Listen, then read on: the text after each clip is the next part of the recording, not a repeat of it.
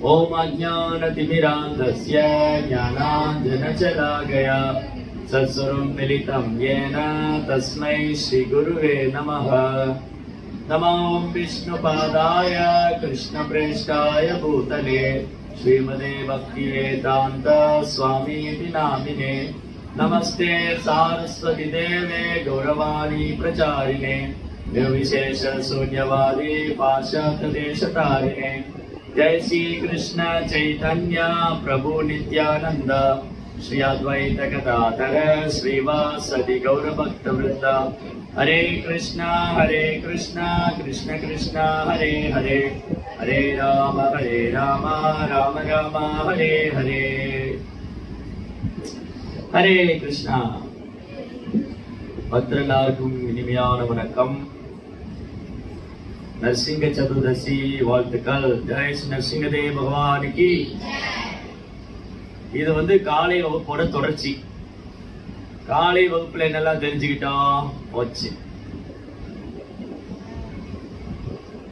காலையில என்ன தெரிஞ்சுக்கிட்டோம்?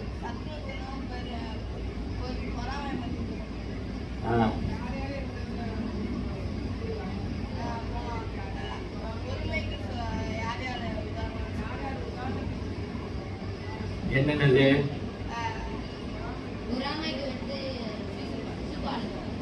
6 விதமான எதிரிகள். பேராசை, பொய்யகங்காரம், காமம், அறியாமை, பொறாமை, கோபம். இந்த 6 எதிரி. இந்த 6 எதிரி 6 அசுரர்களை பிரதிநிதிக்கிறாங்க. 6 அசுரர்கள் இருக்காங்க இல்லையா? அந்த 6 அசுரர்களும் இந்த 6 எதிரியை பிரதிநிதிக்கிறாங்க.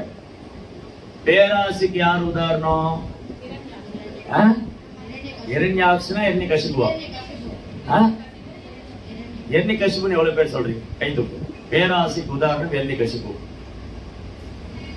இரண்யாக்ஷன் அப்பயும் ரெண்டுக்குமே யாருமே கை தூக்கலையே. எப்படி சொல்றீங்க இரண்யாக்ஷன் பேராசை? தன் சகோதரன் தான் இந்த 3 உலகத்தை ஆளணுங்கிற பேராசை. நாங்களே அனுபவிக்கணும், நாங்க தான் அனுபவிக்கணும், என் சகோதரன் தான் இந்த 3 உலகத்துக்கு சக்கரவர்த்தியா இருக்குங்கிற பேராசை யாருக்கு? இரண்யகசிபு. இரண்யாக்ஷன். இரண்யகசிபு எதுக்கு உதாரணம்? பொய்யகங்காரம். நான் தான் கடவுள், நான் தான் அனுபவிப்பேன், ஏன் கட்டுப்பாட்டுல தான் எல்லாம் இருக்கும், நானே எல்லாத்தையும் கட்டுப்படுத்துறேன், நாங்கிறதான் பொய்யகங்காரம். சரி, அடுத்தது காமம். காமம்னா ஆசை. எல்லாத்துக்கும் பௌதிக ஆசை, புலன்பு அனுபவிக்க ஆசை. புலன்பு அனுபவிக்கிற ஆசை காமம். அதுக்கு யார் உதாரணம்? ராவணன். தென் அறியாமை, கும்பகர்ணா. அதுக்கப்புறம் பொறாமை, சிசுபாலன். கோபம், தந்தவக்ரா. இப்படி இந்த 6 எதிரிங்க. இந்த 6 எதிரிகளோட நம்ம தினமும் போராடிட்டு இருக்கிறோம். சிலருக்கு 6 எதிரி இருக்காங்க, சிலருக்கு 3 பேர், 3, 2, 1, அட்லீஸ்ட் 1ஆவது. நம்ம தினமும் அன்றாட வாழ்க்கையில இந்த 6 எதிரிகள் கூட யாரோ ஒருத்தர் கூட போராடிட்டே தான் இருக்கோம். சிலப்ப கோபத்தை கட்டுப்படுத்த முடியாம கோபப்படுறோம். பொறாமை இருக்கு, பேராசை இருக்கு, காமம் இருக்கு, பொய்யகங்காரம் இருக்கு, அறியாமை. சிலப்போ 6மே இருக்கு, இல்ல ஏதோ 1, 2 இருக்கு, அட்லீஸ்ட் 1ஆவது இருக்கு. இருக்கா இல்லையா? இந்த 6மே இல்லாதவங்க யாரா இருக்கீங்களா? எனக்கு பேராசை கிடையாது, எனக்கு பொறாமை கிடையாது, எனக்கு காமம் கிடையாது, கோபம் கிடையாது, அறியாமை கிடையாது, யாரா இருக்குமா? இருந்தா கை தூக்குங்க. யாருமே இல்லை. அப்ப இந்த 6 எதிரி இவங்களோட தான் வாழ்ந்துட்டு இருக்கோம். அப்ப இவங்களை ஜெயிக்கிறது எப்படி? இந்த 6 எதிரிகளை எப்படி வெல்வது? புராணத்துல 3 அன்னைமார்களை பத்தி சொல்லியிருக்கு. பாகவத புராணத்துல எத்தனை அன்னைமார்களை பத்தி சொல்லியிருக்கு? 3 பேர். திதி, அதிதி, தேவகுதி. திதி என்ற ஒரு பெண் மாதாஜி, திதி என்ற மங்கை, அதிதி என்ற மங்கை, தேவகுதி என்ற மங்கை. திதி என்ற மங்கை மாதாஜியோட கணவர் வந்து கஷ்யபர். அதிதிக்கு ஜெய ஜெகநாத சுவாமிக்கு ஜெய. அதிதிக்கும் அவங்க தான் கணவர். திதி அதிதி ரெண்டு பேருக்குமே கணவர் யாரு? கஷ்யப பிரஜாபதி, கஷ்யப மகரிஷி. ரெண்டு பேருக்குமே திதி அதிதி ரெண்டு பேருக்குமே வந்து கஷ்யபர் தான் கணவர். அப்புறம் தேவகுதியோட கணவர், தேவகுதியோட கணவர் யார்? எங்க கணவர் பேரே எனக்கு மறந்து போச்சுன்னு கேட்கிறேன். தேவகுதி கணவர் பேர் ஞாபகம் போச்சா? கபிலரா? கபில தேவர் வந்து தேவகுதியோட புதல்வர், சன்னு, மகன். தேவகுதியின் கணவர் யார்? சரியாக பதில் சொல்றவங்களுக்கு நரசிம்மருடைய பானகம் ஒரு டம்ளர் கிடைக்கும். குழு கஷ்யபர், அப்புறம் கணாதனர், அஷ்டவக்கரர், கர்தமர். கர்தம் மகரிஷி. கர்தமா. சரி, என்ன நடக்குது? திதி வந்து ஒரு நாள் அவங்க கணவர் தவம் பண்ணிட்டு இருக்கும்போது வெயிட் பண்ணிட்டு இருந்தாங்க. கணவர் தவம் பண்ணிட்டு இருக்கும்போது போய் எனக்கு இந்த மாதிரி எனக்கு குழந்தை வேணும், உடனே நீங்க என்னுடைய இன்பத்தை பூர்த்தி செய்ய, என்னுடைய டிசைர், என் விருப்பத்தை நீங்க பூர்த்தி பண்ணணும் அப்படின்னு திதி போய் கணவர்கிட்ட பேசுறாங்க. அப்ப கணவர் சொல்றாரு, யாரு கணவரு? கஷ்யபரா கர்தமரா? கஷ்யபர். கஷ்யபர் சொன்னாரு, இந்த நேரம் வேண்டாம், இந்த நேரம் வந்து மகாதேவர் உமையாளோடு நகர்வலம் வரும் நேரம், இது வந்து சந்தியா நேரம், இந்த நேரத்துல கூடாது அப்படின்னு சொன்னாரு கஷ்யபர். ஆனா திதி கேட்கல. திதிக்கு வந்து காம வயப்பட்டிருந்ததுனால திதி என்ன ஆசைப்படுறாங்க, எனக்கு இப்ப உடனே குழந்தை வேணும், ஹரே கிருஷ்ணா, சோ எனக்கு உடனே குழந்தை வேணும் அப்படின்னு முறையற்ற நேரத்துல கணவரை தொந்தரவு செஞ்சாங்க திதி. திதி வந்து காமத்தினுடைய கவர்ச்சினால, காமத்தினுடைய அந்த ஆசை உடன் பவிஷ்யத்தினால கவரப்பட்டு திதி வந்து குழந்தை பாக்கிய வேணும் அப்படின்னு தன் கணவரை முறையற்ற நேரத்துல தொந்தரவு செஞ்சார். சரி, கஷ்யபர் என்ன பண்ணாரு? மனைவியை திருப்திப்படுத்த வேண்டியது கணவனுடைய தர்மம். ஸோ கஷ்யபர், ஓகே நான் சொல்றேன், நீ கேட்க மாட்டேங்கிற, ஸ்டில் வந்து நான் உன்னுடைய ஆசையை பூர்த்தி பண்றேன்னு திதியும் கஷ்யபர் இணைய அந்த நேரத்துல வந்து இந்த ரெண்டு ராட்சசர்கள், கொடூரமான அரக்கர்கள், அரக்கர்லயே சிறந்தவர் ஹிரண்யகசிபு. தசாது மன்னி அசுர வரிய தேகினான், அசுரர்லயே தலை சிறந்தவர், number 1. You are the top most of the all asuras. அசுரர்லயே முதல் தரமான ஹிரண்யகசிபு. சோ ஹிரண்யகசிபு, ஹிரண்யாட்சன் இரட்டை குழந்தைங்க திதியோட கருவுல தோன்றுனாங்க. இந்த இரட்டை குழந்தைகள் யாரு? ஹிரண்யகசிபு, ஹிரண்யாட்சன். காலையில் பேசு ஜெயா விஜயா. அவங்க பகவான் கிருஷ்ணனுடைய ஏற்பாட்டுல இந்த பூமியில திதியோடைய கருவுல தோன்றுனாங்க. ஜெயா விஜயாவும் யாராக? ஹிரண்யாட்சன், ஹிரண்யகசிபு ரெண்டு பேர். அப்போ திதி அப்பதான் தன் தவற உணர்ந்துட்டு அழறா, அஜிஜோ நான் இப்படி தப்பு பண்ணிட்டேனே. அப்போ என் கணவர் சொன்னாரு, இந்த நேரம் வேண்டாம், இது தப்பான நேரம், கூடாது. இப்ப என்னாச்சு? அதோட விளைவு அசுர குணம். அப்ப அசுர குழந்தைகள் எப்படி உருவாகுறாங்க? அசுர குழந்தைகள் எப்படி உருவாகுறாங்க? தாயினுடைய எண்ணம் வந்து தூய்மையானதா இல்ல. தாயை போல பிள்ளை, கரெக்டா? அப்போ தாயை போல பிள்ளை, நூலை போல சேரும். அப்போ திதியோட எண்ணம் அசுத்தமா இருந்ததுனால பிறந்த குழந்தைங்க அசுரங்களா பிறந்தாங்க. திதியோட எண்ணம் அசுத்தமா இருந்ததுனால திதிக்கு பிறந்த குழந்தைங்க அசுரர்கள். திதியோட எண்ணம் அசுத்தமா இருந்ததுனால திதிக்கு பிறந்த குழந்தைங்க அசுரர்கள்.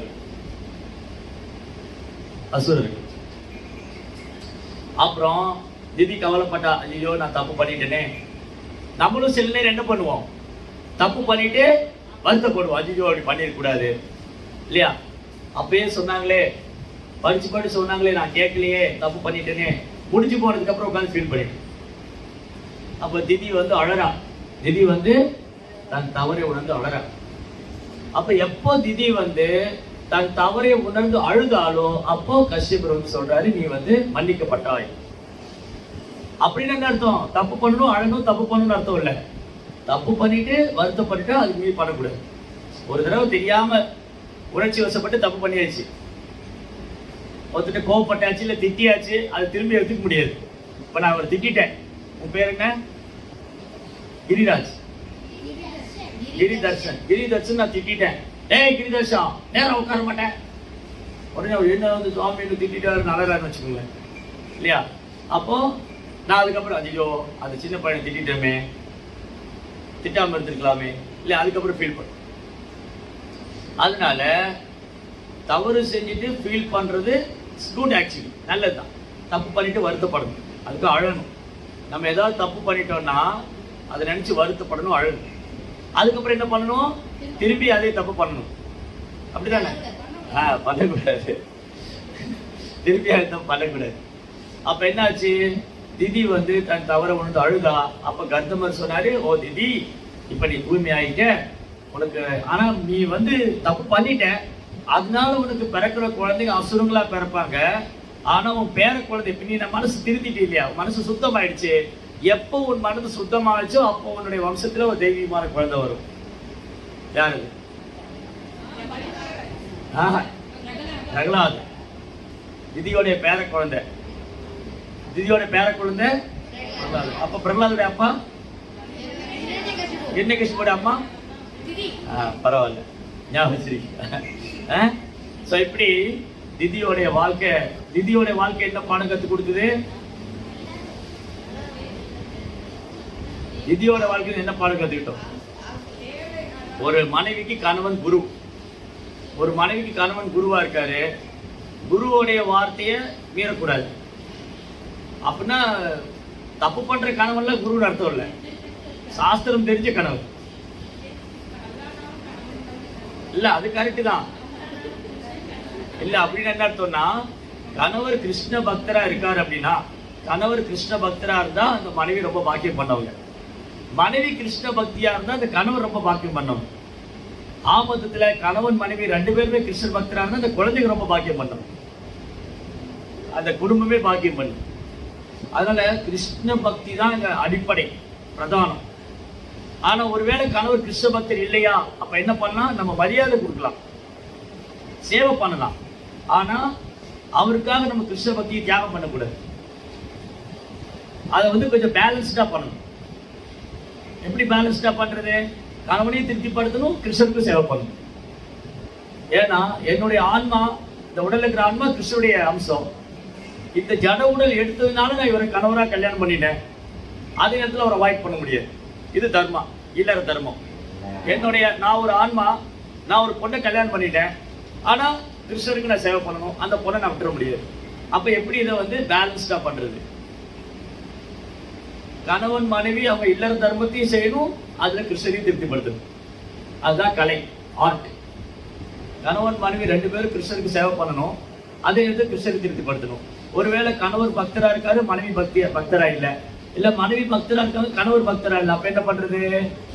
அவங்களுக்கு உண்டான தர்மத்தையும் பண்ணிட்டு கிருஷ்ண பக்தியும், மனைவியோட தேவையை பூர்த்தி பண்ணணும், கிருஷ்ண பக்தியும் சரி. இப்ப கஷ்டப்பட்டு பண்ணாரா? மனைவி கூடாத நேரத்துல வந்து கூட சரி சொல்லி கேட்க மாட்டேங்கிறான்னு அவங்களோட விருப்பத்தையும் பூர்த்தி பண்ணாரு. அதே சமயத்துல என்ன சொன்னாரு? நீ தவறு பண்ணிட்ட. அவள் செய்தது தவறு என்பதை சுட்டி காமிச்சார், தவறு செய்யறதுக்கு முன்னாடி சுட்டி காமிச்சார். கரெக்டா இல்லையா? அப்ப ஒரு ஆன்மீக குருவானர் என்ன பண்ணுவாரு? ஒரு சீடன் தவறு செய்யறதுக்கு முன்னாடி சுட்டி காமிப்பாரு, செய்யக்கூடாது. அப்புறம் சீடன் தவறு பண்ணிட்டா விலக்கி விட்டுருவாரா? இல்ல, சரி பரவாயில்ல, இனி தப்பு பண்ணாத, இனிமேற்கொண்டு இது தவறு செய்யாத, இல்லையா? ஸோ ஆன்மீக குரு சீடரை விளக்குறது இல்லை, மேற்கொண்டு தவறு செய்யாதன்னு சொல்லுவோம். சரி, அது அப்ப என்ன அர்த்தம்? குருவுடைய வார்த்தையை நம்ம மீறக்கூடாது, குருவுடைய வார்த்தையை தட்டக்கூடாது. அப்போ திதி தன் கணவருடைய வார்த்தையை மீறினால்தான் இந்த ரெண்டு அசுரங்க இந்த பூமியில வந்தாங்க. தன் திதி தன் தவற உணர்ந்து கணவருக்கு மன்னிப்பு கேட்கவும் அவங்க மனசு தூய்மையானது, பிரகலாத குழந்தை வந்து. அப்ப எப்போ நான் வந்து என் குருவுடைய கட்டளையை சிறமேற்கொண்டு சேரணும், அப்போ நான் செய்த பாவங்களுக்கெல்லாம் மன்னிப்பு இருக்கு. சரி பரவாயில்ல, இதுக்கு முன்னாடி தெரியாம கிருஷ்ணர் சொல்றாரு இல்லையா, சர்வதர்மான் பரித்யஜ்ய மாமேகம் சரணம் பிரஜா அவம் துவா சர்வபாவேப்யோ மோக்ஷயிஷ்யாமி. பயப்படாதீங்க, நீங்க என்ன பாவம் பண்ணியிருந்தாலும் பயப்பட வேண்டாம், என்கிட்ட வாங்க, பக்தி பண்ணுங்க, இனி பாவம் செய்யாதீங்க, நான் உங்களை காப்பாத்துறேன். அதனாலதான் நம்ம வந்து பாவத்தை வெறுக்கணும், பாவிகளை வெறுக்கக்கூடாது. கிருஷ்ணா என்ன பண்ணுவாரு?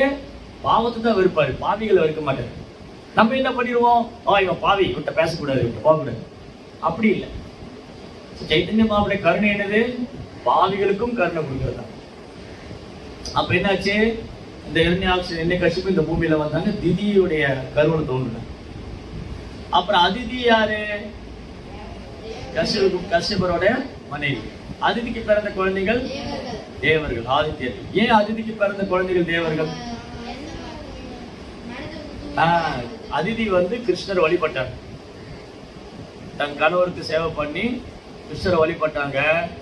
அதிதி தெய்வீகமான குணம் படுத்தவளா இருந்ததுனால அவர் குழந்தைகள தெய்வீகமான குணம். ஆனா அதிதிட்ட ஒரு பிரச்சனை என்னன்னா, தேவர்கள் சொர்க்கத்தை இழந்தாங்க. அப்ப அதிதி அழறாங்க, ஐயோ என் பசங்களுடைய சொத்தெல்லாம் போயிடுச்சு, அவங்க உயிருக்கு பயந்து தலைவருமா இருக்காங்களே, இந்த பலி மகாராஜா வந்து எல்லாத்தையும் அபகரிச்சுட்டாரு அப்படின்னு அழறாங்க. அப்போ அவங்களுடைய கணவர் யாரு? அதிதியோட கணவர் அதே கஷ்யபர் தான். சரி, இப்ப கஷ்யபர்ட்ட போய் அதிதி கஷ்யபர் தவம் பண்ணிட்டு இருந்தாரு. கஷ்யபர்ட்ட போய் அதிதி சொன்னாங்க, ஓ பிரபு, நீங்க 3 காலம் அறிந்தவர், ஒற்றும் துறந்த முனிவர், தபஸ்வி, கட்டும் தவம் செய்கிறவர். அதனால உங்களுடைய சக்தி, உங்களுடைய அந்த ஆன்மீக சக்தினால நம்ம குழந்தைகளுக்கு ஏதாவது உதவி செய்யுங்க. நம்ம குழந்தைங்க இந்திரா, சந்திரா, வருணா, அக்னி, வாயு எல்லாம் ராஜ்யத்தை எல்லாம் விட்டு, சொர்க்கத்தை எல்லாம் விட்டு உயிருக்கு பயந்து ஒழிஞ்சு மறைஞ்சு வாழ்றாங்க. எப்பயாவது அவங்களை காப்பாத்துங்க. அப்ப கஷ்யபர் என்ன சொன்னாரு? எஸ், நான் காப்பாத்துறேன், அவங்கள என்னால காப்பாற்ற முடியும் அப்படி சொன்னாரா? கஷ்யபர் என்ன சொன்னாரு? கஷ்யபர் என்ன பண்ணாரு? இப்போ அதிதி வந்து புத்திர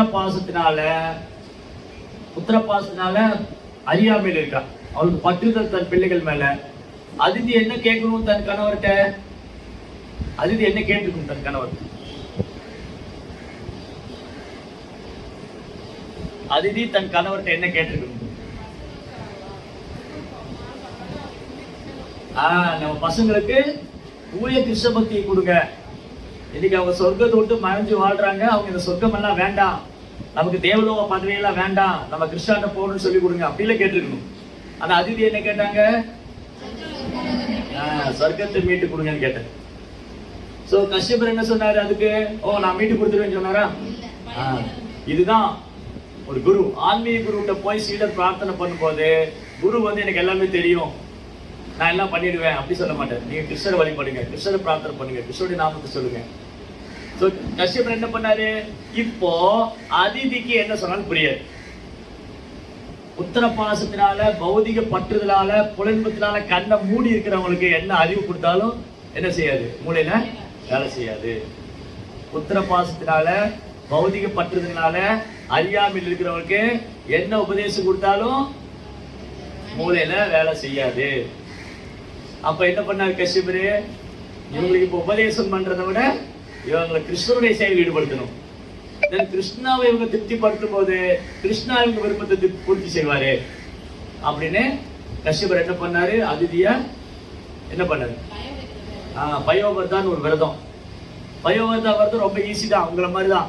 நீங்களே அப்படி காலையில பிரசாதம் சாப்பிட்டு விரதத்தீங்களா, அந்த மாதிரி அதிதி வந்து 2-3 துளி பால் மட்டும் சாப்பிட்டு 48 நாள், ஒரு நாளும் 2-3 துளி பால் மட்டும் குடிச்சிட்டு 2-3 டிராப் கையில 2-3 டிராப் பால் மட்டும் பருகிட்டு 48 நாள் விரதம். நம்மள மாதிரி தான், ரொம்ப கடுமையான விரதம். அப்படி 48 நாள் இருந்தாங்க. இருந்து பகவான் வாசுதேவரை வழிபட்டு அவருக்கு பூஜை பண்ணி ஆராய்ச்சி பண்ணி அவர் வழிபாடு பண்ணி என்னாச்சு? கடைசியில கிருஷ்ணரே முன்னாடி வந்தாங்க. அதிதி முன்னாடி கிருஷ்ணா வாசுதேவர் சாந்தாகாரம் புஜகசயனம் பத்மநாபம் சுரேஷம் விஸ்வாதாரம் ககனசரசம் மேகவர்ணம் சுபாங்கம் லக்ஷ்மீகாந்தம் கமலநயனம் யோகிர் தியானகம்யம் வந்தே விஷ்ணு பவபயகரம் சர்வலோகைகநாதம். அப்படியே அழகு, மழைக்காலத்து மேகத்து ஒத்த நிறம், தாமரை போல கண்கள், என்றும் பாடாத வைஜெயந்தி மாலை, மார்புல ஸ்ரீவஸ்துபடி, கழுத்துல கௌஸ்துவமணி, மஞ்சள் நிற பீதாம்பராடை, தலையில ஒரு அழகான வைப்பீடி. அப்படியே அதிதி அதிர்ந்து போனாங்க. இந்த பரம புருஷோத்தமனான பகவானே முன்னாடி வந்துட்டாரு. அதிதி வந்து ரொம்ப சந்தோஷமானாங்க. ஓ அதிதி, உன் பிரார்த்தனை வீண் போகாது, நானே உனக்கு குழந்தையா வருவேன், நானே உனக்கு குழந்தையா வருவேன். அதனால வாமன தேவருக்கு என்ன பேரு? பகவான் விஷ்ணு வந்து வாமனர் அவதாரம் பண்ணாரு. அதிதிக்கு குழந்தையா வந்ததுனால வாமனருக்கு என்ன பேரு?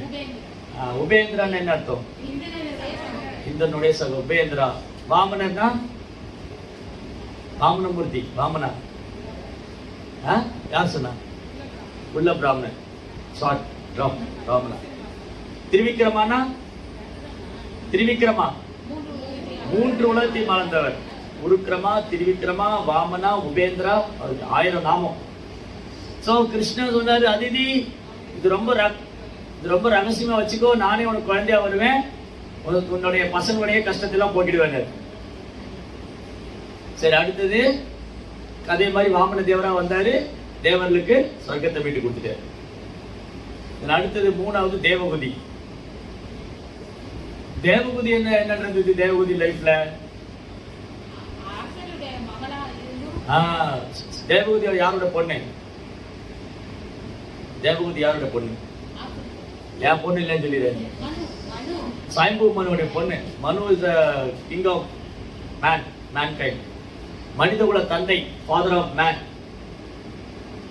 Woman being. மனிதகுல தந்தை மனு, சாயம்பு மனு. சாயம்பு மனு சத்தரூபாவுக்கு பிறந்த குழந்தை தான் தேவகுதி. ஆகுதி, பிரசூதி, தேவகுதின்னு 3 பொண்ணு குழந்தைங்க. அதுல தேவகுதி வந்து அவ்வளோ அழகுன்னா அழகு, அப்படி ஒரு அழகு, தங்கத்தை உருக்கி காய்ச்சி உரத்தின அப்படி ஒரு கலர், தாமரை இதழ் போல கண்கள், அப்படி அழகா இருப்பாங்க. அந்த தேவகுதிக்கு யார் கல்யாணம் பண்ணிக்கினாங்க? கர்தமர். கர்தமர் ஒரு தபஸ்வி, ஒரு துறவி. ஆசிரமத்துல ஒண்ணுமே இல்லாம ஆசிரமத்துல ஏதோ கிழங்கிலி பழந்தி சாப்பிட்டு இருக்கிறாங்க. அந்த மாதிரி யாராவது மாதாஜி பொண்ணுங்க இன்னைக்கு கல்யாணம் பண்ணுவாங்களா? ஆசிரமத்துல வரை கிழங்கு சாப்பிடுற பசங்களை, அந்த மாதிரி பசங்களையும் பார்க்க முடியாது, அந்த மாதிரி பொண்ணுகளையும் பார்க்க முடியாது. முதல் பேரண்ட்ஸ் கொடுப்பாங்களா, அடிச்சு போடுவாங்க நம்மளெல்லாம், கோயில் பக்கம் விட மாட்டோம் இல்லையா? ஸோ கலியுகத்துல யாருமே தியாகம் பண்ண தயாரா இல்லை. முதல்ல வந்து கல்யாணம் சொல்றது, விவாகம்ங்கிறது ஒரு சம்ஸ்காரம். விவாகம்ங்கிறது ஒரு யஜ்யம், ஒரு சம்ஸ்காரம், ஒரு புனிதப்படுத்தக்கூடிய சடங்கு. அப்ப அங்க எது அடிப்படையா இருந்தோ குணங்கள் தான் அடிப்படை, கேரக்டர், குணம். சோ தேவகுதி என்ன பார்த்தாங்க? இந்த கர்தமர் வந்து ஒரு தூய்மையான ஆத்மா, இவர்கிட்ட எந்த ஒரு கலங்கம் இல்லை, இவர் நேர்மையானவர், தர்மத்தை பின்பற்றுவர், விஷ்ணுவுடைய பக்தர், அதனால இவர் நான் கல்யாணம் பண்ணிக்கிறேன். அவருக்கு ஆடி கார் இருக்கா, அவருக்கு வந்து பெரிய பங்களா இருக்கா, அவர் நிறைய சம்பளம் வாங்குறாரா, சாஃப்ட்வேர் கம்பெனியில் ஒர்க் பண்றாரா, இதெல்லாம் தேவகுதி பார்க்கல. சரி, கர்தமர் என்ன பார்த்தாரு?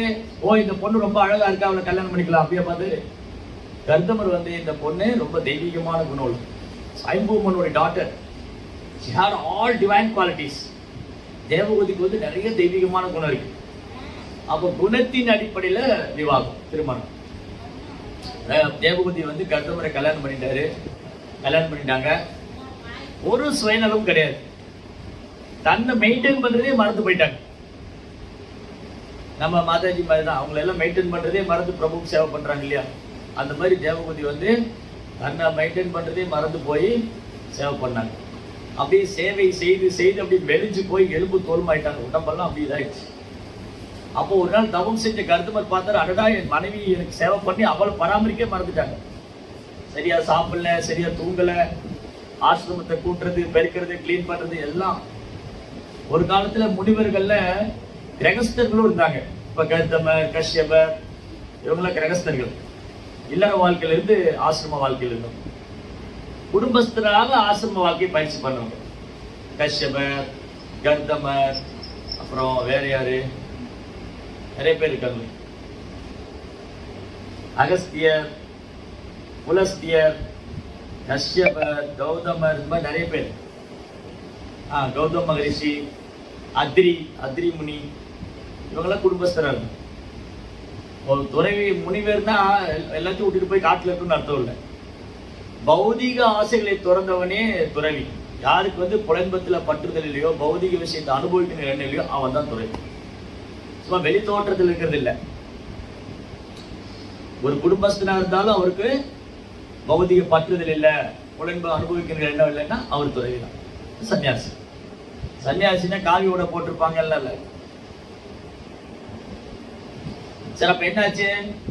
தேவகுதி ஒரு நாள் கருத்தமர், இந்த பொண்ணு எனக்காக சேவை பண்ணி பண்ணி இப்படியே பலவீனமாயிட்டா, சரியா சாப்பிடல, மெயின்டைன் பண்ணல, உடம்பெல்லாம் அப்படியே டயர்ட், சோர்வாயிடுச்சு, எலும்புதான்.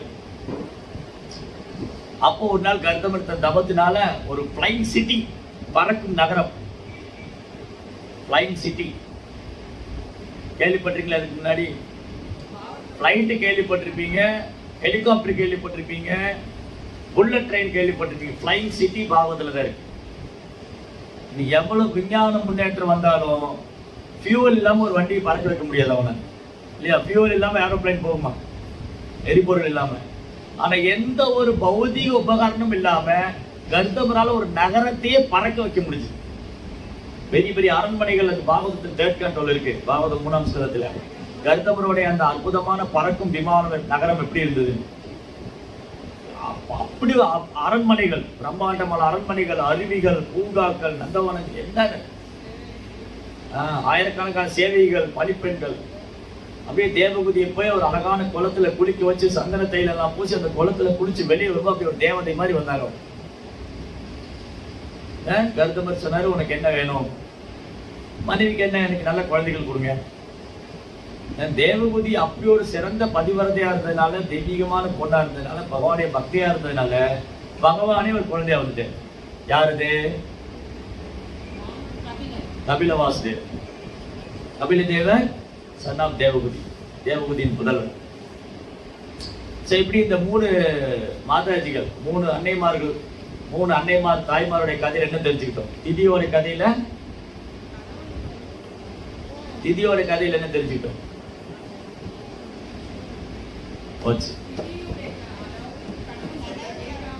சரி, அப்புறம் ஒரே லைன்ல சொன்னா one word answer. What is the learn we derive from Thithi story? திதியோட கதையில நம்ம கத்துக்கிட்டது என்ன? திதி வந்து பௌதிக குணங்களால் காம வயப்பட்டிருந்ததுனால, ஆசை, பௌதிக ஆசை, புலன்ப ஆசையினால வயப்பட்டதுனால திதிக்கு பிறந்த குழந்தைங்க. அப்ப அசுர குணம் இருந்தா அசுர குணம் அந்த ஃபேமிலி தான், ஜெனரேஷன் தான். அசுர குணம் இருந்தா அசுர ஜெனரேஷன். தென் அடுத்தது அதிதியோட ஸ்டோரி. அதிதி கதையில் என்ன தெரிஞ்சுக்கிட்டோம்? திதியோடு ஒப்பிடும்போது Aditi better. Good, better, best. Good, better, best. அது திதி எப்ப குட்? ஆக்சுவலி திதி வந்து பேட் ஆக்சுவலி. ஏன்னா திதி வந்து அவருடைய இதயத்துல பௌதிக ஆசை புலன்பு இருந்தது. பட் ஆல்சோ திதி வந்து குட். எப்ப திதி குட் ஆனா? தவறு வந்தப்போ திதி is good. Then why Aditi is better? திதி விட அதிதி ஏன் பெட்டர்? அதிதி வந்து தப்பான நேரத்துல கணவர்கிட்ட போகல, ஆனா அவருக்கு ஒரு ஆசை, தன் பிள்ளைங்க கஷ்டப்படக்கூடாது. இது ஓரளவுக்கு பரவாயில்ல, பெட்டர். பெஸ்ட் தேவகுதி. ஏன் தேவகுதி best? There is no any self motivation, self interest. சுயநலமே அற்றவங்க, சுயநலமே இல்லை.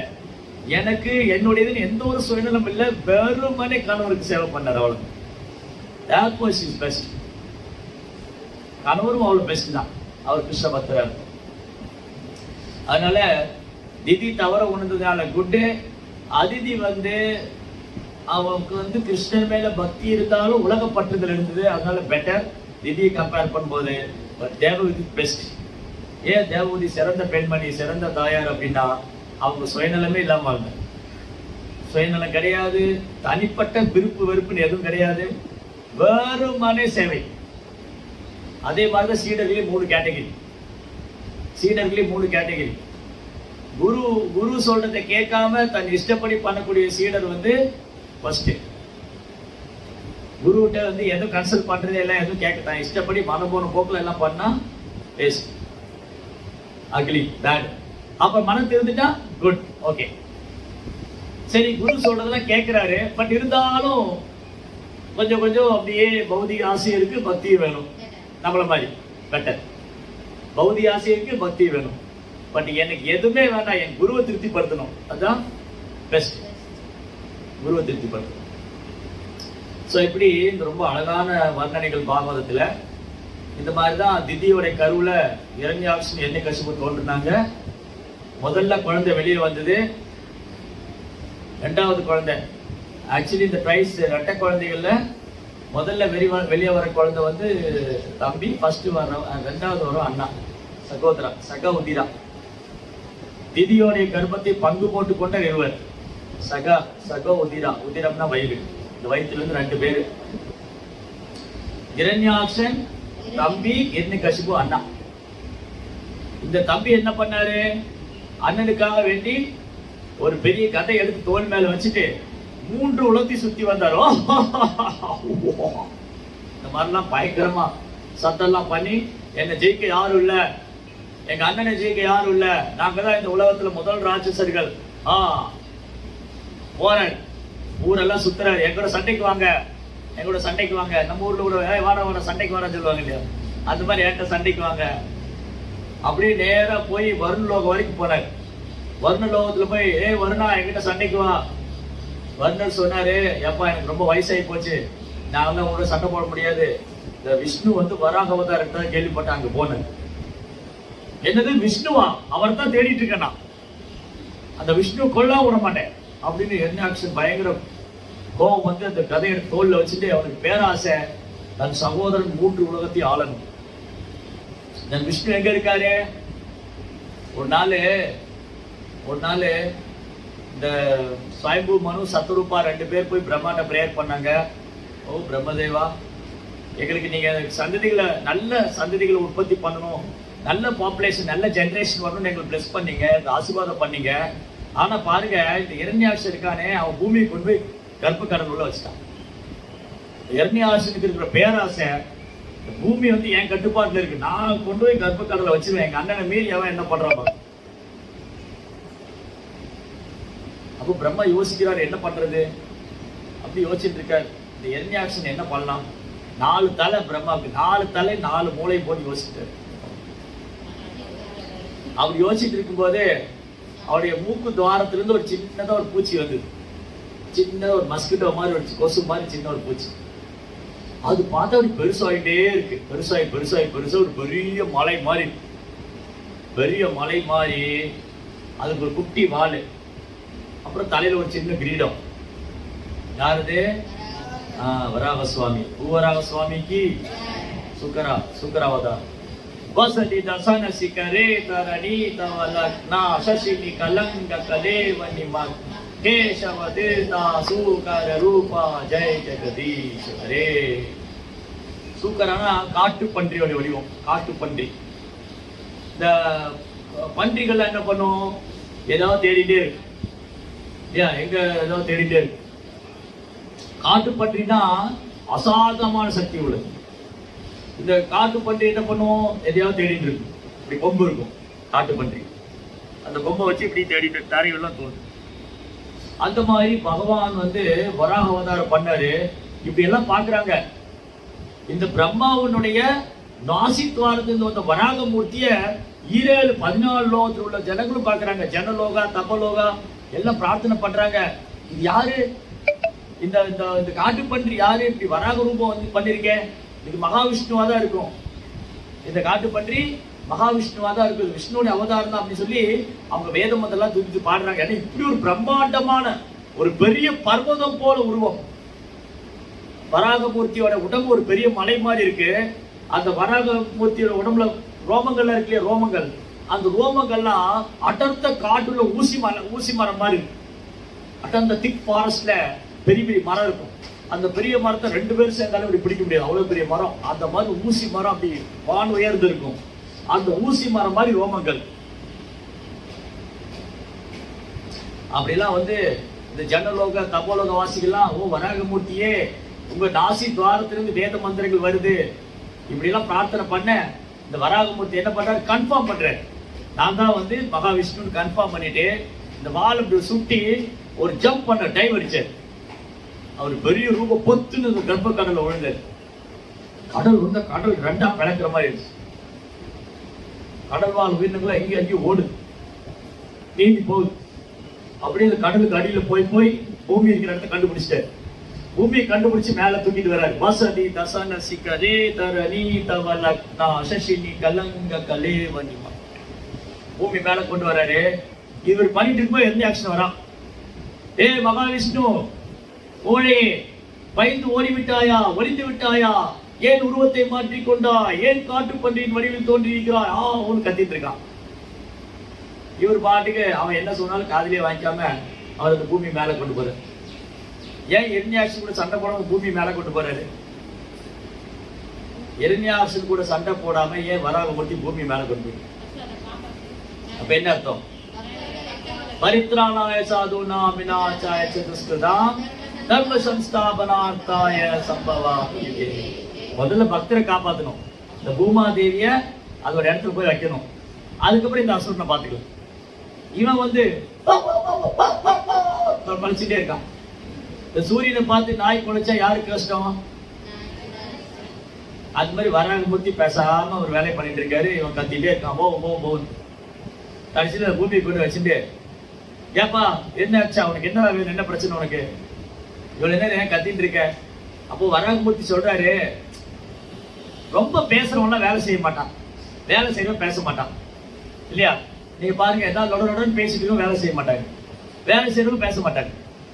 அப்ப என்ன சொன்னாரு, உனக்கு வாய் தான், நீ ஒன்னும் செயல் இல்லை, என்ன பெரிய வீரனா, சரி வா சண்டை போடுறதா, வா சண்டை போடலாமா? இந்த எரண்யாக்ஷனுக்கு பயங்கர கோபம். இந்த வராகமூர்த்தி என்ன இன்சல்ட் பண்றாரு, என்ன வந்து இன்சல்ட் பண்றாரு, ஓட்டவாயின்னு சொல்லிட்டு அப்படின்னு பயங்கர கோபம் வந்துச்சு. உடனே ஒரு கதை எடுத்துட்டு போய் வராகமூர்த்தி அடிக்க போறோம். ரெண்டு பேருக்கு பயங்கர சண்டை. வராகமூர்த்தியோட கையில ஒரு கதை, எரண்யாக்ஷனுக்கு ஒரு கதை சண்டை, பயங்கர சண்டை, அடி. ஒரு கட்டத்துல வராகமூர்த்தி கையிலிருந்து கதை நடு கீழே விழுந்துருச்சு. தேவர்களா ஐயோ ஹோ கிருஷ்ணா இதாச்சு. அந்த எரண்யாக்ஷன் சொல்றான், நான் வந்து ஆயுதம் இல்லாதவங்க தாக்க மாட்டேன், நீங்க ஆயுதம் எடுத்துக்குவாங்க. ரெண்டு பேரும் சண்டை போட்டு இருக்கா. இந்த டைம் போயிட்டே இருக்கு, இங்கேயும் நேரம் போயிட்டே இருக்கு இல்லையா? என்ன சொன்னாரு, தேவர்கள்லாம் பிரம்மா பிரார்த்தனை பண்றாரு, பிரபு அவனை கொல்லுங்க, அவன் ராட்சச அசுர, அவன் கூட விளையாடிட்டு இருக்காதீங்க, கொல்லுங்க. இவர் வந்ததே விளையாடுறதுக்கு தான் இல்லையா? காலையில பேசணும்ல, எதுக்காக வந்து இந்த ஜெயின் விஜய் அனுப்பிச்சாரு எரண்யாக்ஷன் என்ன கஷ்டப்பா, அவங்களோட சண்டை போட்டு விளையாடுறது தான், சண்டை போட்டு தன் வீரத்தை காமிக்கிறது தான். பகவான் எவ்வளவு பலசாலி, அதீத பலம் படைத்தவர். அசுரன் என்ன திட்டம் போட்டாலும் ஒரு செகண்ட்ல பகவான் பீஸ் ஆகிடுவார். அப்ப என்னாச்சு, வராகமூர்த்தி எரண்யாக்ஷன் கூட சண்டை போட்டு தேவர்கள்லாம் பிரார்த்தனை பண்ணாங்க, பிரபு நேரம் போயிட்டே இருக்கு, சாயந்தரம் ஆயிடுச்சு, சூரியன் அஸ்தமிக்கு போகுது, அதுக்குள்ளே இவனை கொண்டுருங்க, இது நல்ல முகூர்த்தம், இந்த நேரத்தில் உனக்கு கொண்டுருங்க. அப்ப வராகமூர்த்தி என்ன பண்ணாரு, தன் கதையை எடுத்து எரண்யாக்ஷனுடைய மார்பில் ஓடி ஒரு அடி அடிச்சார். பிளட் எல்லாம் வெளியே வந்து, ரத்தம்லாம் வந்து ஒரு பெரிய மலை மாதிரி, ஒரு தங்க மலை சரிந்து கீழே உளற மாதிரி எரண்யாக்ஷன் கீழே விழுந்தான்.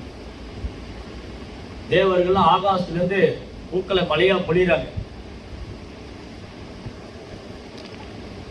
தேவர்கள் ஆகாசத்துல இருந்து பூக்களை மழையா பொழி, ஓகே, அந்த மாதிரி பூக்கள் எல்லாம் வராகர் மேல மழையா பொழிஞ்சாரு. ஆமா, நாளைக்கு நரசிம்ம அவதாரம் தானே, இப்ப வராகரை பத்தி பேசிட்டு இருக்கீங்க, சந்தேகம் வரணுமே, ஏன் சந்தேகம் வரல? நாளைக்கு நரசிம்ம அவதாரம் தானே, அப்ப என்னைக்கு வரல வராகரை பத்தி பேசிட்டு இருக்கீங்க? ஏன்னா இந்த வராகமூர்த்தி யாரை கொண்டுட்டா? எரண்யாக்ஷன் யாரு? அப்ப எரண்யகசிபுக்கு என்ன ஆகும்? எரண்யகசிபுக்கு என்ன ஆகும்?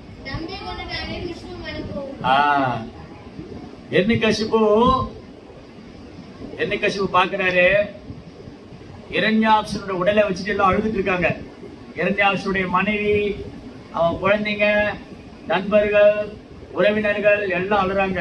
ஐயோ போயிட்டியே, சொல்லாம போயிட்டியே, சொல்லி இருந்தா நாங்களும் வந்திருப்போமே அப்படின்னு அழுதுட்டு இருக்காரு.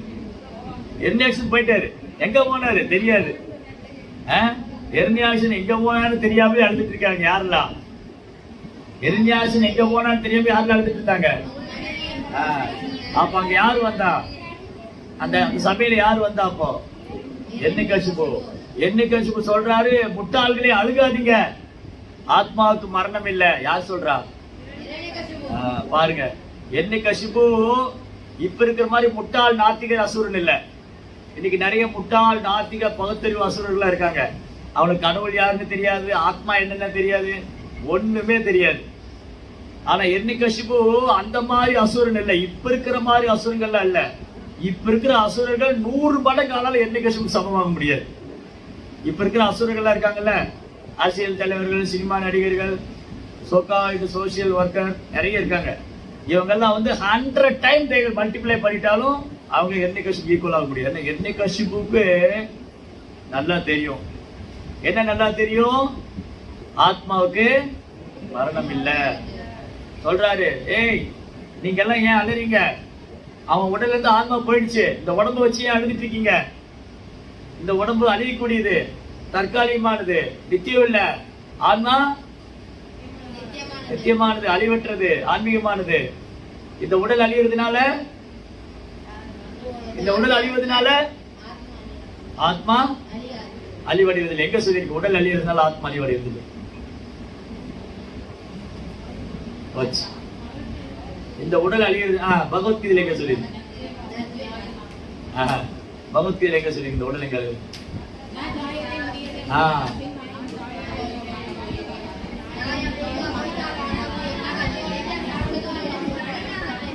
நான் ஜாயதே நான் மிரியதே, ஆத்மா பிறப்பதில்லை இறக்குறது இல்ல, உடல் உடல் பிறக்கும் இறக்கும். அப்ப உடலுக்கு ஆத்மாக்கு என்ன வித்தியாசம்? உடல் மட்டும் ஏன் பிறக்குது இறக்குது, ஆத்மா ஏன் பிறப்பதில்லை இறப்பதில்லை?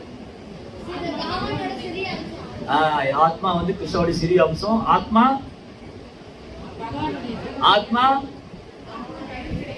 ஏன் ஆத்மா கல்வி கிடையாது? ஏன் பாவாடைய அம்சம்? ஏன் பாவாட்டது பிரிஞ்சு வந்தது? ஏன் பொறாமப்பட்டது? ஏன் ஆசைப்பட்டது? ஏன் அனுபவிக்கணும் ஆசைப்பட்டது? ஆத்மானா என்ன? ஆத்மானா என்ன? ஆத்மா ஏன் இந்த உடல் பிறக்குது இறக்குது, ஏன் ஆத்மா பிறப்பதில்லை இறப்பதில்லை? ஏன் உடல் பிறக்குது இருக்குது, ஏன் ஆத்மா பிறக்கிறதுல இருக்கிறது இல்லை? ஏன் உடல் பிறக்குது இறக்குது, ஏன் ஆத்மா பிறப்பதில்லை இறப்பதில்லை? ஏன் உடல் பிறக்குது இறக்குது, ஆத்மா ஏன் பிறப்பதில்லை இறப்பதும் இல்லை? ஏன் உடல் பிறக்குது இறக்குது, ஆத்மா ஏன் பிறப்பதில்லை இறப்பதும் இல்லை? உடல் ஏன் பிறக்குது இறக்குது, ஆத்மா ஏன் பிறப்பதில்லை இல்ல? உடல் பிறப்பு யாருக்கு உண்டு? ஆத்மாவுக்கு பிறப்பு உண்டா, உடலுக்கு பிறப்பா? உடல் ஏன் பிறக்குது, உடல் ஏன் பிறக்குது, ஆத்மா ஏன் பிறப்பதில்லை?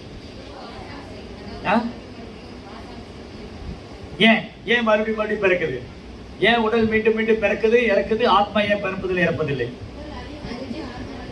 ஏன் உடல் அழியக்கூடியது, ஆத்மா அழிவற்றது? உடல் ஏன் அழியக்கூடியது, ஆத்மா ஏன் அழிவற்றது?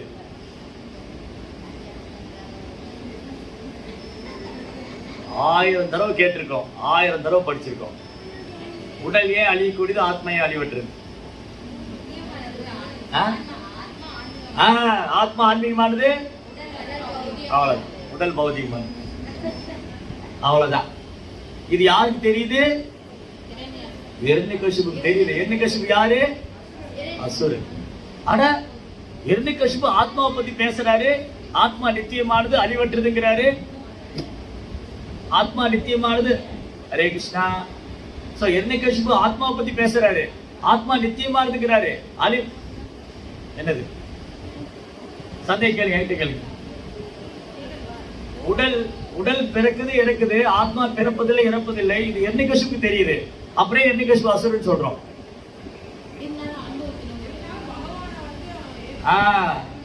பகவான், அதாவது கிருஷ்ணர் கடவுள்னு தெரியும், கிருஷ்ணா முழுமுதல் கடவுள்னு இரண்யகசிபுக்கு தெரியும், கிருஷ்ணர் பரமாத்மான்னு தெரியும்.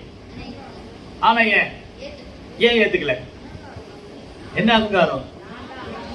4 அகங்காரம். என்ன அகங்காரம் அது? பொய் அகங்காரம்.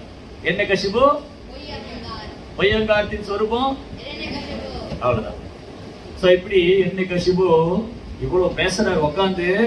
அந்த இரண்யாம்சம் இறந்து போன அந்த சபையில அந்த உடலை வச்சு எல்லாம் அழுதுட்டு இருக்காங்க.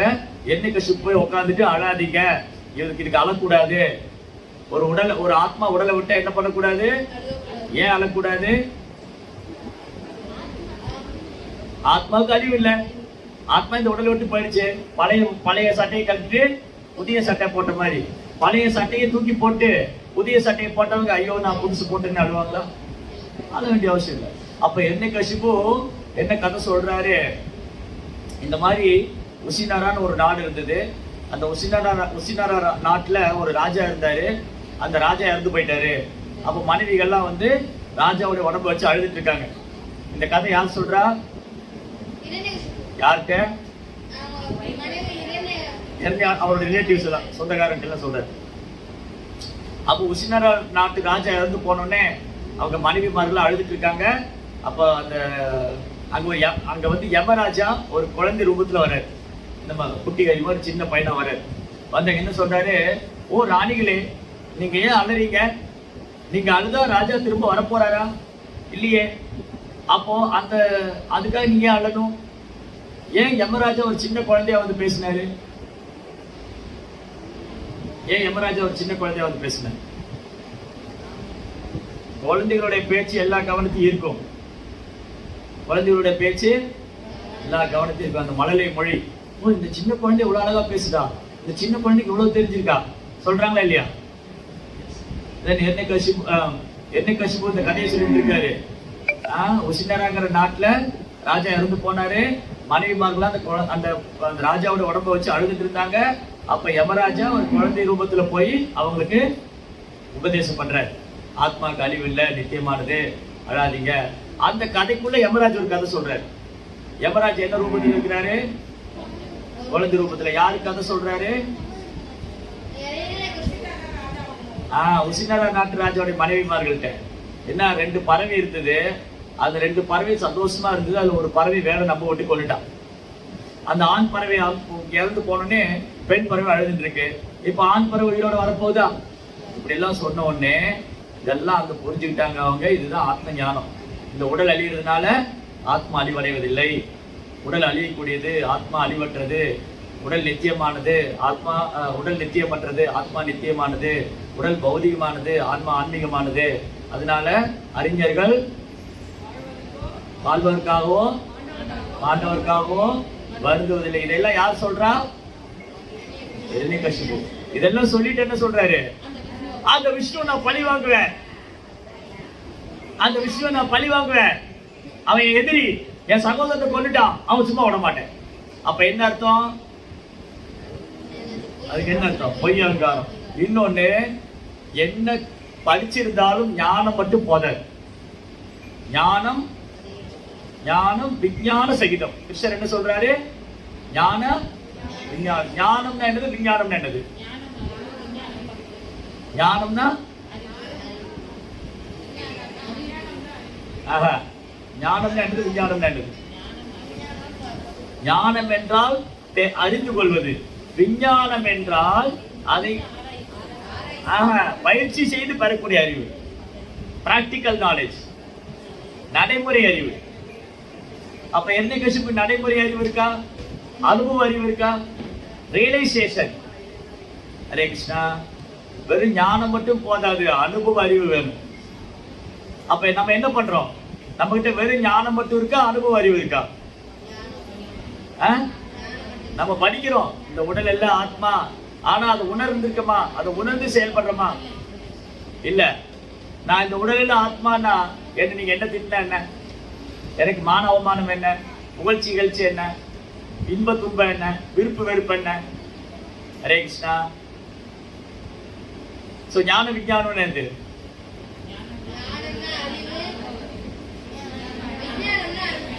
அனுபவ அறிவு.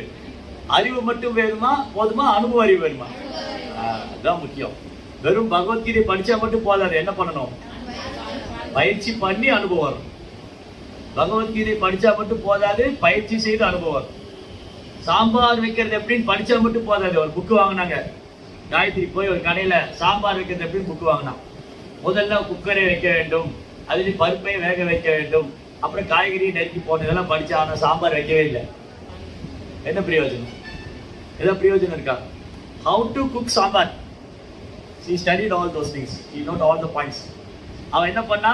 சாம்பார் வைக்கிறது எப்படின்னு படிச்சுக்கிட்டா, அந்த புக்கு வாங்கினா படிச்சா நோட்ஸ் எல்லாம் எடுத்தா, ஆனா சாம்பார் வைக்கல, ஏதோ பிரயோஜனம் இருக்கா? அந்த சாம்பார் எப்படி இருக்கும் தெரியுமா? அப்ப எந்த அறிவு முக்கியம்? நான் கேட்கறதா புரிஞ்சுதா? அவங்களுக்கு எல்லாம் ஒண்ணும் புரிஞ்சிருக்காது. என்ன கேட்டேன் இப்போ?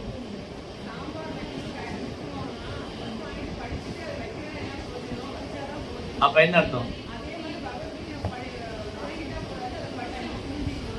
புரிஞ்சு அதன்படி பகவத்கீதை வாங்கினா மட்டும் போதாது, பாகவதம் வாங்கினா மட்டும் போதாது, அதை படிச்சா மட்டும் போதாது, படிச்சு நடந்தா மட்டும் போதாது, அனுபவத்துல செயல்படுத்து.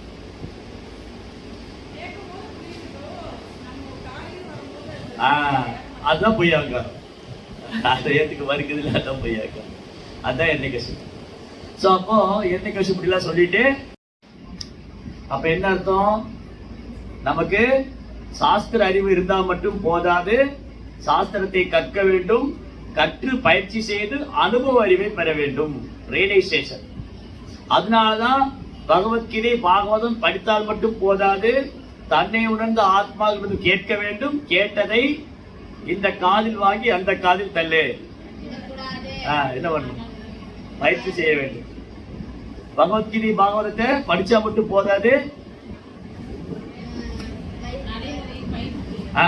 பகவத்கீதை பாகவத்தை படிச்சா மட்டும் போதாது, பக்தர்கிட்ட கேட்கணும், படிச்சதையும் கேட்டதையும் என்ன பண்ணணும்? பயிற்சி பண்ணணும். அப்பதான் ஒரு அனுபவம் கிடைக்கும். சோ ஃபர்ஸ்ட் ஞானம், தென் விஞ்ஞானம். ஞான விஞ்ஞான சகிதம் ரெண்டும் அவசியம். அப்போ என்ன, ஒரு பக்தர் எப்படி இருக்கணும்? வெறுமனே புஸ்தகம் படிச்சு என்னை கஷ்டம் மாதிரி அறிவு மட்டும் வளர்த்துட்டா போதாது, அறிவு மட்டும் வளர்த்துட்டா போதாது, அந்த அறிவை அனுபவபூர்வமாக உணர வேண்டும். Realisation. Realization is very very important than the knowledge. அறிவை விட அனுபவம் ரொம்ப முக்கியம். கரெக்டா? அறிவு அறிவு அடுத்த கட்டத்துல பயிற்சி, பயிற்சியின் அடுத்த கட்டம் அனுபவம். சோ ஃபர்ஸ்ட் படிக்கிறோம், கேட்கிறோம், பயிற்சி பண்றோம், தென் ரியலைஸ் பண்றோம். ரியலைசேஷன், அனுபவம். சோ இப்படி என்ன கஷ்டப்போ அவருக்கு ஆன்மாவை பற்றி தெரியும், என்னை கஷ்டம் ஆன்மாவை பற்றி தெரியும், பரமாத்மா பற்றி தெரியும், பௌத்திக இயற்கையை பற்றி தெரியும், எல்லாமே தெரியும். அதனால இதெல்லாம் தெரிஞ்சிருந்து என்ன பிரயோஜனம்? பொய்யகங்காரம் தடுக்குது. நான் விஷ்ணுவை சரணடி, நான் விஷ்ணுவை ஏத்துக்கணும். தென் என்ன கஷ்டம் சேலஞ்ச் பண்ணாரு, என்ன கஷ்டம் என்ன சேலஞ்ச் பண்றாரு? விஷ்ணுவை கொல்லணும். அப்ப இங்க என்ன சொல்லியிருக்கு இந்த ஸ்லோகத்தில்? என்ன படிச்சோம்? யாகம் மற்றும் கிரியா சுரூபமாக விளங்கும் பகவான் விஷ்ணுவினை திருப்திப்படுத்துவதே பிராமண பண்பாட்டின் அடிப்படை கொள்கை. அப்ப பிராமண பண்பாடுன்னு என்னது? பிராமண பண்பாடுடைய பிராமணிகல் கல்ச்சருடைய ஃபண்டமெண்டல் ரூல் என்னது? பிராமணிகல் கல்ச்சருடைய ஃபண்டமெண்டல் ரூல், பிராமண கல்ச்சருடைய அடிப்படை கொள்கை என்னது? விஷ்ணுவை திருப்திப்படுத்தணும். யார் திருப்திப்படுத்தணும்? விஷ்ணுவை திருப்திப்படுத்தணும். பகவான் விஷ்ணு எல்லா சமய கொள்கைகளுக்கும் பிறப்பிடமாவார். இது யார் சொல்றா? என்னை கஷ்டம். பகவான் விஷ்ணு எல்லா சமய கொள்கைகளுக்கும் பிறப்பிடமாவார். இது தெரிஞ்சிருக்கா அவருக்கு? பிராமண கல்ச்சருடைய பிராமண கலாச்சாரத்தின் நோக்கம் என்ன தெரிஞ்சிருக்கா? யாருக்கு தெரிஞ்சிருக்கு? என்ன கஷ்டம் என்ன தெரிஞ்சிருக்கு? பிராமண கலாச்சாரம் மூலமா யாகம் எல்லாம் பண்ணா விஷ்ணுவை திருப்திப்படுத்தலாம். கரெக்டா? அதுக்கப்புறம் விஷ்ணு தான் எல்லா சமய கொள்கைகளுக்கும் ஆதாரமா இருக்காரு. அவரே அனைத்து தேவர்களுக்கும் சிறந்த பிதாக்களுக்கும் பொது ஜனங்களுக்கும் புகலிடம் ஆவார். எல்லாருடைய ஷெல்டர் யாரு? யாருக்கெல்லாம் ஷெல்டர்? யாருக்கெல்லாம் புகலிடமா இருக்காரு? தேவர்கள், சிறந்த பிதாக்கள், முன்னோர்கள், தேவர்கள், பொது ஜனங்கள், எல்லாருடைய அடைக்கலம் யாரு? விஷ்ணு. அப்போ பிராமணர்கள் கொல்லப்பட்டு விட்டால் யஜ்ஞங்கள் செய்யும்படி சத்திரியர்களை உற்சாகப்படுத்துவதற்கு எவருமே இருக்க மாட்டார்கள். இவ்வாறாக தேவர்களும் யஜ்ஞத்தில் வரும் ஆவிர்வாவம் இன்றி வருந்தி தானாகவே மடிந்து விடுவார். சோ விஷ்ணு வந்து செயலிழந்து போயிடுவாரு அப்படின்னு யார் நினைக்கிறா?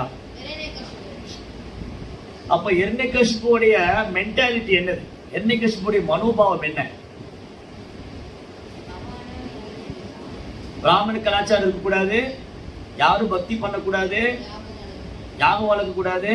இதெல்லாம் போச்சுன்னா தேவர்கள் அதிருப்தி ஆயிடுவாங்க, தேவர்கள் அதிருப்தி ஆகும் போது விஷ்ணு தானாவே உயிரை விட்டுடுவாரு. இதுதான் ஆசிரி பாவம் ஆசிரிதா. இதுதான் அசுர கொள்கை. இன்னைக்கு யாரெல்லாம் எப்படி இருக்காங்க? இன்னைக்கு நிறைய குட்டி குட்டி ஹிரண்யகசிபு இருக்காங்க. எங்கெல்லாம் இருக்காங்க? இல்ல, அது வேற. இன்னைக்கு பிராமண கலாச்சாரமே இருக்கக்கூடாது. இன்னைக்கு அரசியல் தலைவர்கள், சினிமா நடிகர்கள், மந்திரிகள், அமைச்சர்கள் என்ன நினைக்கிறாங்க? என்னது இது? ஹரே ராம ஹரே கிருஷ்ணா, என்னது பக்தி, என்ன ராமாயணம் மகாபாரதம் எல்லாம் புலன்பு அனுபவிக்க, எல்லாம் கம்ப்யூட்டர் காலம், என்ன இதெல்லாம் உட்காந்து படிச்சுட்டு இருக்கீங்க? என்ன இருக்கு இதெல்லாம்? ஸோ இன்னைக்குள்ள சயின்டிஸ்ட், விஞ்ஞானிகள், அரசியல்வாதிங்க, இவங்களோட வேலையில என்னது? ஹிரண்யகசிபுவோடைய ராஜ்யம் கொண்டு வரணும். ஹிரண்யகசிபு மாதிரி ராஜ்யம் பண்ணணும்.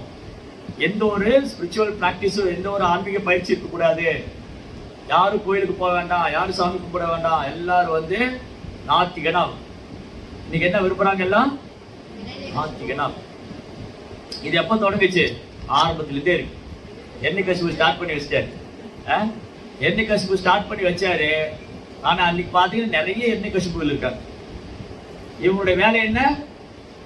கிருஷ்ண உணர்வற்ற சமுதாயம், இறை உணர்வற்ற சமுதாயம். இதுதான் நோக்கம். அப்ப என்ன செய்யறது? இப்படி இருக்க, சரி சுவாமி இப்படி இருக்கு, என்னதான் பண்றது? பிராமண கலாச்சாரத்துக்கு மதிப்பு கிடையாது, ஆன்மீக விஷயத்துக்கு மதிப்பு கிடையாது, எல்லாம் அசுர குணம் படைச்சவங்களா இருக்காங்க. என்னதான் வழி? என்ன வழி? எல்லாத்தையும் கொண்டுறாமா? கிருஷ்ணரே அப்படி நினைக்கல. இன்னைக்கு கலியுகத்துல எல்லாரும் ஹிரண்யகசிபுவா இருக்காங்க. ஹிரண்யகசிபுன்னு என்னது?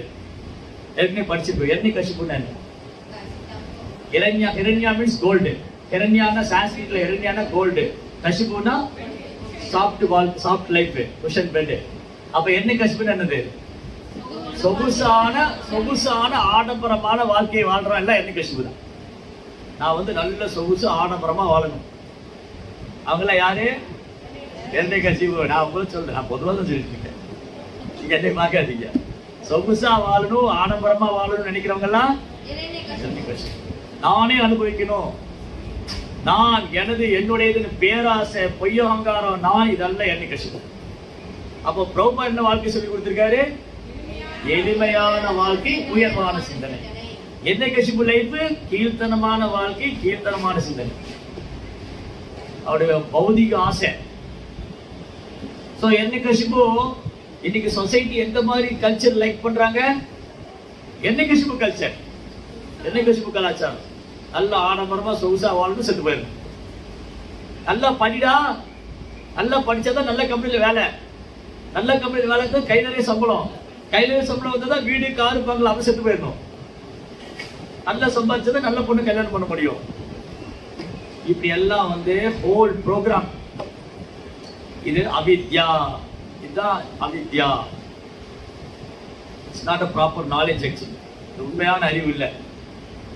உண்மையான அறிவு என்னது? உண்மையான அறிவு என்ன?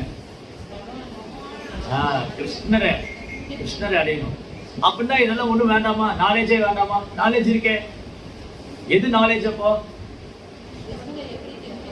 ராஜ வித்யா இருக்கு. ஆத்மான என்ன? இந்த மனுஷ வாழ்க்கை அதுதானே. சாப்பிடுறது தூங்குறதெல்லாம் விலங்கு கூட பண்ணுதே இல்லையா? சாப்பிடுறது தூங்குறதா விலங்கு கூட பண்ணுதா? அப்ப மனுஷ வாழ்க்கை எதுக்காக? கிருஷ்ணரை உணரணும். அதான் நாலேஜ். அப்ப கிருஷ்ணா யாரு? கிங் ஆஃப் நாலேஜ், ராஜ் வித்யா. பகவத்கீதா, பகவத்கீதா, பகவத்கீதா ராஜவித்யா, கிங் ஆஃப் நாலேஜ். ராஜவித்யா ராஜகுண்யம் பவித்ரம். அப்ப இதுதான் first education. It's very very important. இதுதான் முக்கியமான கல்வி. இந்த கல்வி ஏற்றுக்கலன்னா எந்த மாதிரி கல்வி ஏற்றுக்கும்? பகவத்கீதை ஏற்றுக்கல, ராஜவித்யா வேண்டாம், அப்ப எந்த மாதிரி எஜுகேஷன் வேணும்? ஹிரண்யகசிபு எஜுகேஷன். ஹிரண்யகசிபு என்ன பிளான் போடுறாரு? கிருஷ்ணரே இல்லாத ஒரு சமுதாயம், கடவுளே இல்லாத ஒரு சமுதாயம். அதுல நான் தான் கடவுள், என் விருப்பம் தான் நடக்கணும், எல்லாமே இஷ்டப்படி செத்து போயிடும். அப்படி ஒரு கல்ச்சர். இது என்ன பண்றது? அப்போ இப்ப கலியுகத்துல நிறைய, அன்னைக்கு ஒரு ஹிரண்யகசிபு இருந்தாரு, ஆனா ரொம்ப பவர்ஃபுல். இன்னைக்கு குட்டி குட்டி ஹிரண்யகசிபு இருக்காங்க, அது ப்ராப்ளம் தான். அப்ப என்ன பண்றது? என்ன வழி அது? இங்க பிரபா பொருளை சொல்லியிருந்தார் அதுக்கான சொல்யூஷன். இந்த மாதிரி பிராமண கலாச்சாரம், வைஷ்ணவ கலாச்சாரம், நம்முடைய பாரத கலாச்சாரம், நம்முடைய வேத நாகரிகம், வேத கல்வி இதெல்லாம் தொலைச்சிட்டு நம்ம இன்னைக்கு மோஸ்ட்லி பெரும்பாலும் அசுர கலாச்சாரத்தை ஃபாலோ பண்றோம். அப்ப இதுக்கான சொல்யூஷன் என்ன? கிருஷ்ண பக்தி இயக்கம் எதுக்காக தொடங்கப்பட்டது? பிரபா சொல்லியிருக்காருல்ல, பாருங்க.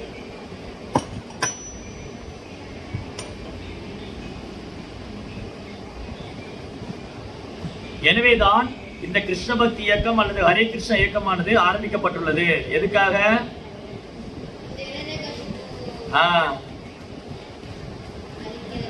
இரண்யகசிபு பிராமண பண்பாட்டையும் சத்திரிய அரசாங்கத்தையும் அழித்து உலகம் முழுவதும் பெரும் நாசத்தை விளைவிக்க திட்டமிட்டான். அப்போ கிருஷ்ண பக்தி இயக்கத்தை பின்பற்றுவது மூலமா ஹரே கிருஷ்ணா கிருஷ்ண கிருஷ்ணா ஹரே ஹரே, ஹரே ராம ராம ராம ஹரே ஹரே, இந்த கிருஷ்ண பக்தி இயக்கத்தை பின்பற்றுவது மூலமா ஒருத்தர் என்ன பண்ணலாம்? மீண்டும் பிராமண கலாச்சாரம், வேத கலாச்சாரம் கொண்டு வரலாம். எல்லாரும் சந்தோஷமா இருக்கலாம். இரண்யகசிபு சமுதாயம் சந்தோஷமா இருக்க முடியுமா? பிரகலாதனுடைய சமுதாயம் தான் சந்தோஷமா இருக்க முடியும். அப்போ பிரகலாதர்கள் உருவாகணுமா, இரண்யகசிபு உருவாகணுமா? எஸ். அப்போ இது ரொம்ப அழகான எக்ஸ்பிளனேஷன். மக்கள் இப்பிறவியில் மகிழ்ச்சியுடன் அமைதியுடன் வாழ்ந்து அடுத்த பிறவியில் உயர்ந்த நிலை அடைவதற்காக தங்களை தயார் செய்து கொள்வார்கள். யார் இந்த பிறவியில் மகிழ்ச்சியோடு அமைதியோடு வாழ்ந்து அடுத்த பிறவியில் உயர்ந்த நிலை அடைவதற்கு தங்களை தயார் செய்து கொள்வார்கள்? கிருஷ்ண பக்தி இயக்கத்துல பயிற்சி பண்றவங்க, பக்தி பண்றவங்க.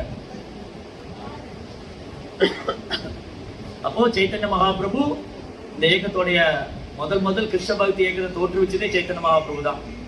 அப்புறம் சைத்தன்ய மகாபிரபு போதனைகளை உலகெல்லாம் கொண்டு போய் சேர்த்தது பிரபுபாதா.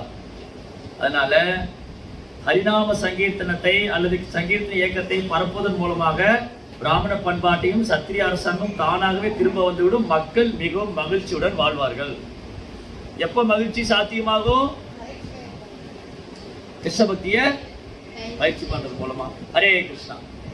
ஜெய் ஸ்ரீ பிரபுபாத் கி.